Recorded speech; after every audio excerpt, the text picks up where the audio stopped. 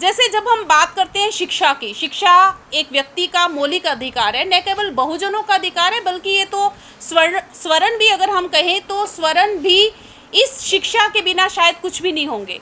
अब जब हम शिक्षा की बात करते हैं तो देश में जो कुछ इस समय पे घटित हो रहा है, एजुकेशन सेस के नाम से 2004 में ये सेस शुरू किया गया। उस समय ये 2% था और केवल प्राइमरी एजुकेशन को कवर करता था। 2007 में इसको बढ़ाकर 3% किया गया। 1% और सेकेंडरी एजुकेशन और हायर एजुकेशन का जो हिस्सा है उसमें काम करने के लिए इसमें शामिल कर दिया गया। और 2018 के बाद एजुकेशन सेस 4% जितने भी करदाता हैं तो वो अपने टोटल जो उनका टैक्स बनता है उस पर 4% का एजुकेशन सेस पे कर रहे हैं। अब ये जो 4% है, ये 4% खर्च कहाँ होता है? खर्च होता है ये प्राइमरी एजुकेशन, यानी जो आपके जो प्राइमरी स्कूल्स हैं, प्राइमरी स्कूल्स में जितने भी इंतजाम कर रहे हैं, अगर हम वहाँ पे कोई टाट, कुछ टेबल, अगर हम वहाँ पे हमें कुछ बनाना है, भवन बनाना है, अगर हमें अपनी बिल्डिंग बनानी है, अगर हमें मिड डे मील का जो आयोजन किया जा रहा है वो सब इस 4% एजुकेशन सेस में ही किया जा रहा है। यहाँ तक कि जो स्कॉलरशिप का प्रावधान है वो भी इसी एजुकेशन सेस से दिया जा रहा है।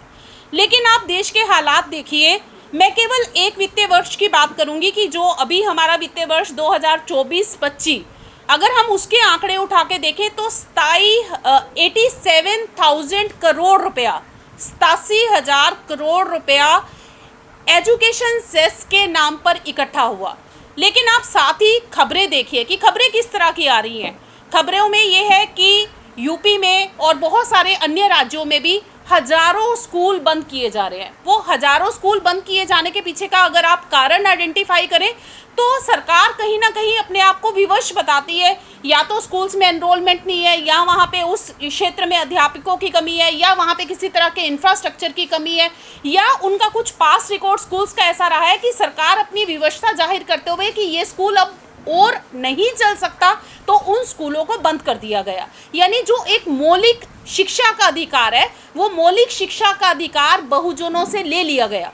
अगर हम इस बात को ध्यान दें कि आज भी जो राजकीय विद्यालय हैं या राजकीय महाविद्यालय हैं, उनमें जो बड़ी तादाद है वो बड़ी तादाद बहुजनों के बच्चों की ही है। स्वर्णों के बच्चे तो एडिड कॉलेजेस में, या जो हमारे पास और जो प्राइवेट इंस्टीट्यूशंस है, यूनिवर्सिटी कैंपस है, वहाँ पे बड़ी बड़ी मोटी फीस देके वहाँ पे पढ़ सकते हैं। लेकिन एक गरीब तबके का बच्चा, एक मजदूर का बच्चा, उसके लिए केवल एकमात्र जो माध्यम है शिक्षा का, वो ये राजकीय संस्थान है जो लगातार बंद किए जा रहे हैं। अब आप 87,000 करोड़ रुपए का एजुकेशन सेस एक करदाता से लेके, और आप उसकी कोई जवाबदेही, कोई जो है वो उसकी वो नहीं बता रहे कि आपने कहाँ वो पैसा लगाया। मिड डे मील पर स्वर्ण लगातार जो है वो प्रश्न उठाते आए हैं कि ये मिड डे मील बच्चों को क्यों प्रोवाइड किया जा रहा है, उसकी क्वालिटी कैसी है, शायद इस बात से भी कोई छुपा हुआ नहीं है। तो इन मुद्दों को कौन संबोधित करेगा? जिनको जरूरत होगी, जिनकी ये आवश्यकता होगी, वही लोग तो इसको संबोधित करेंगे कि इन बातों के क्या हल है। अगर हम स्कॉलरशिप के हालात पता करें तो देश भर में जितने भी राज्य हैं वहाँ पे स्कॉलरशिप के हालात बहुत ही खराब हैं। यानी पूरा वित्तीय वर्ष बीत जाता है, कहाँ तो एक बच्चे को एडमिशन होने के समय या एडमिशन होने के 1 महीना बहुत ही कम अंतर पे ये स्कॉलरशिप का पैसा मिल जाना चाहिए, लेकिन साल भर बीतने के बाद भी एससी बच्चों की, एसटी बच्चों की, बीसी बच्चों की स्कॉलरशिप राज्य के वित्तीय विभाग से रिलीज नहीं होती। और कई बार तो ऐसा होता है कि प्रलोभन में, जैसे अगर मान लीजिए कोई एडिड कॉलेज है, एडिड कॉलेज बच्चे को 0 फीस पे, क्योंकि सरकार उसको कहती है कि आप ऐसे बच्चे का जो एडमिशन है वो 0 फीस पे करें। अब 0 फीस पे आपने एडमिशन कर लिया, लालच क्या है आपके कॉलेज का कि कॉलेज ये सोचता है कि इस बच्चे की जो स्कॉलरशिप आएगी उस स्कॉलरशिप को हम अपने पास रख लेंगे और ये बच्चे की हम जो है वो स्कॉलरशिप में इसकी एडमिशन फीस को एडजस्ट कर देंगे। लेकिन हालात ये हैं कि साल खत्म हो गया, उस बच्चे की स्कॉलरशिप नहीं आई। अब जब एग्ज़ाम की बात आई तो एग्ज़ाम की बात में वो हज़ारों बच्चे फोर्स हो जाते हैं कि उन्हें एग्ज़ाम में तब बैठने दिया जाएगा जब वो उस कॉलेज की फ़ीस को भर देंगे। तो वो अपनी पॉकेट से उस बच्चे को, अपनी पॉकेट से उस फीस को भरना पड़ता है, सरकार उस बच्चे की कोई जिम्मेवारी नहीं ले रही। तो मेरा सवाल, संयुक्त मोर्चा का सवाल ये है कि फिर हम काहे को देश में इतने बड़े बड़े एजुकेशन सेस नाम के इंतजाम करते हैं। अगर समय पे बच्चे को अच्छा खाना नहीं मिल सकता, अगर बच्चों की छत उनके ऊपर गिर रही है, बच्चे छत के नीचे दब के मर रहे हैं, बच्चों के पास स्कूल तक पहुंचने का रास्ता नहीं है, वो तैर के जा रहे हैं, वो भीग के जा रहे हैं, वो नंगे पांव वहां पे पहुंच रहे हैं, तो फिर एजुकेशन सेस का क्या महत्व है? करदाताओं का पैसा क्या केवल एमपी फ्लैट्स के लिए बना है कि आप 10-10 करोड़ रुपए के एमपी फ्लैट बनाएं और मुफ्त में सांसदों को, जिनके पास पहले से ही वित्तीय कोष की कमी नहीं है, जो पहले से ही रिसोर्सफुल है, आप उनके लिए मुफ्त में रिसोर्सेज जनरेट कर रहे हैं, और जो वास्तव में बहुजन इस बात के हकदार हैं, आप उनका हक सरकार खाई जा रही है। तो इन मुद्दों को उठाना संयुक्त मोर्चा अपना कर्तव्य समझता है।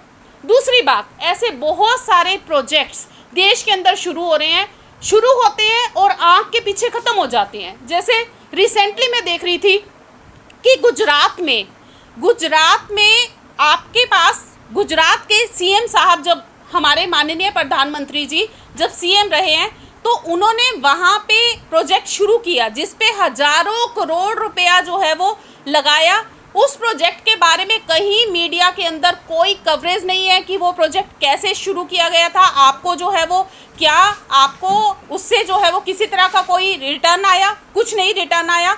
ये सब क्यों हो रहा है? मीडिया इस तरह की आवाज़ आज भी बहुजन मीडिया खुलकर नहीं उठा पा रहा है। और अब सबसे बड़ा जो हमारे सामने है कि हम ये सोचते हैं कि बहुजन एकत्र हो रहे हैं, हमें ये लगता है कि हम 85% की एक संख्या देंगे तो शायद इससे हमारी कोई जो है वो बहुत बड़ी लंबी चौड़ी हमारी जो है वो आबादी देखने को मिलेगी, लेकिन नहीं। पिछले 5-6 सालों में अगर हम ऑब्जर्व करें तो ये जो बहुजन आंदोलन है ये धीरे धीरे करके कमज़ोर हो रहा है। ये जोर नहीं पकड़ रहा बल्कि ये कमज़ोर हो रहा है। कमज़ोर कैसे हो रहा है कि बहुत सारे ऐसे प्लान शुरू कर दिए गए जिन प्लान्स ने हमारे ट्रस्ट को, हमारी सोसाइटीज़ को, हमारी समितियों को, हमारी जो कास्ट है, हमारे जो मिशन है, उनको कई हिस्सों में बांट दिया है। आज केवल एक जाति नहीं है बल्कि उस जाति की जो उपजातियां हैं वो अपना अलग अलग मिशन लेके चल रही हैं। तो ऐसे में संयुक्त मोर्चा इस बात के लिए प्रयासरत है कि हम बहुजनों तक इस सभी सच्चाई को बताएं। हम ये बताएं कि जो सबसे बड़ा अधिकार, वोट का अधिकार, जिसके लिए हम इंश्योर हैं कि हम ये सोचते हैं कि कोई भी ऐसी पार्टी जो हमारे हित की बात करेंगी हम उनको वोट देंगे, अब तो वो भी आपने देख लिया कि वो भी हमारा सिक्योर नहीं है। हो सकता है कि मैं बटन ए का दबा के आई हूँ और मेरा वोट जो है वो बी को पड़ा हो। तो 5 तरीके जो हमारे विपक्ष के नेता माननीय राहुल गांधी जी ने सभी के सम्मुख जो लेके आए हैं, खुल के सबके सामने प्रस्तुत किए हैं, और वो केवल एक बात है। और उस बात पे तो हमारे जो पक्ष के नेता हैं, हमारी जो सत्तारूढ़ पार्टी के नेता हैं अनुराग ठाकुर जी, उन्होंने तो बिल्कुल ओपनली, उन्होंने तो बल्कि उसको 5 गुना करके बता दिया कि आप एक की बात कर रहे हो कि एक जगह ऐसा हुआ है, बल्कि 5 जगह उन्होंने जो है वो चुनाव आयोग को इस बात की चेतावनी दी है कि देखिए ये मैनिपुलेशन जो है वो हमारी वोट के साथ चल रही है। तो बहुत ही गंभीर स्थिति हमारे सबके सम्मुख है वर्तमान में, और ऐसे में कोई भी जो मोर्चा है, कोई भी जो मिशन है, शायद उसको इसी बात के लिए प्रयासरत रहना चाहिए कि हम सभी एक ही जगह हों, एक ही मंच पे हों। ये संविधान बहुजनों की आत्मा है। ये देश भर के लिए हो सकता है कि एक दिन का पर्व हो, कि आप एक दिन मात्र संविधान दिवस के तौर पे आप मनाएं और वो चर्चा केवल एक दिन तक सीमित रह जाए, लेकिन बहुजनों के लिए ये जो संविधान है ये उनकी आत्मा है, ये रोज़मर्रा का पर्व है। क्योंकि जब तक संविधान है हम हैं, हमारा एक अस्तित्व है, हमारा वर्चस्व है, हमारी जो शिक्षा है, हमारी समानता है, ये सभी फंडामेंटल राइट हमें संविधान की वजह से ही मिल पा रहे हैं। अगर संविधान ही देश में नहीं है तो शायद बहुजनों के सभी अधिकार स्वतः ही समाप्त हो जाएंगे। ये जो संविधान पर प्रहार करने वाली सत्तारूढ़ पार्टी है, या और जो सामाजिक या आर्थिक क्षेत्र में जिस तरह से संविधान को हानि पहुंच रही है, जो हमारे समाज में संविधान के साथ साथ जो हमारे लोग, बहुजन के लोग हैं, वे भी इसमें डिस्टर्ब कर रहे हैं। हमारे आपस में हमारे मतलब दलितों को सता रहे हैं, उनको भी थोड़ा कहने की ज़रूरत है, वो अपने में सुधार करें। और जो बहुजन समाज की बात हम लोग करते हैं तो बहुजन को इकट्ठा रहने की आवश्यकता है, उसी के साथ हम लोग आगे बढ़ सकते हैं। सब लोग प्रयास कर रहे हैं इसमें, परंतु जो कुछ उच्च शक्तियाँ हैं, जो आज की गवर्नमेंट है, वो ऐसे हालात पैदा कर दिए हैं कि हम लोग में डिफरेंसेस पैदा करके आगे बढ़ रही हैं वो लोग, और दूसरे जो भी संवैधानिक मुद्दे हैं उनको गौन किया जा रहा है। हमारा संयुक्त मोर्चा इसी दिशा में काम कर रहा है कि जो भी समाज में मुद्दे हैं, ज्वलंत मुद्दे हैं, उन पे काम करके आगे बढ़ाएगा। इसी विषय में हम लोगों का विशेष प्रयास है, जो हमारी महासचिव जी ने बताया, राष्ट्रीय अध्यक्ष जी ने बताया। दूसरी बात यह है कि हम लोग इस मोर्चे के द्वारा सरकार को ये कहना चाहते हैं कि जो हमारे बीच में डिफरेंसेस पैदा ना करें, और दूसरे हमारे छोटी छोटी बातों को बहुत बढ़ा के उनको किया जा रहा है। अभी हम एक छोटा सा पब्लिक सेक्टर है CL, वहाँ पे एक हमारी अम्बेडकर जन्मदिन कमेटी थी, जिसमें हमने इनको भी एक बार इनवाइट किया था, हमारे महासचिव जी को। बहुत बढ़िया चल रहा था। इस बार चूँकि वहाँ एक जैन है, हमारा जो चेयरमैन है, उसने इस बार 14 अप्रैल मनाने के लिए मना कर दिया था। उसी विषय को लेकर जो हमारे वहाँ संगठन के लोग थे, उस पर उनको मीटिंग किया, थोड़ा प्रेशर डाला, तो उन्होंने प्रेशर में आके प्रोग्राम तो करने दिया, मगर जिस ऑर्गेनाइजेशन में इतना बड़ा प्रोग्राम होता था, बिल्कुल बहुत लिमिटेड करने दिया। उसके बाद भी जो हमारे जो कार्यक्रम कराने वाले जनरल सेक्रेटरी अध्यक्ष थे, उनको ट्रांसफ़र कर दिया, एक का हैदराबाद, एक का उड़ीसा। तो ये प्रेशराइज टैक्टिक्स हम लोगों के बीच चल रही है। जो गवर्नमेंट है वो संविधान के अनुसार ही हमारे सारे जो अधिकार हैं उनको क्रैश करती जा रही है, मगर जिनके क्रैश हो रहे हैं वो आँख खोल के देख ही नहीं रहे हैं।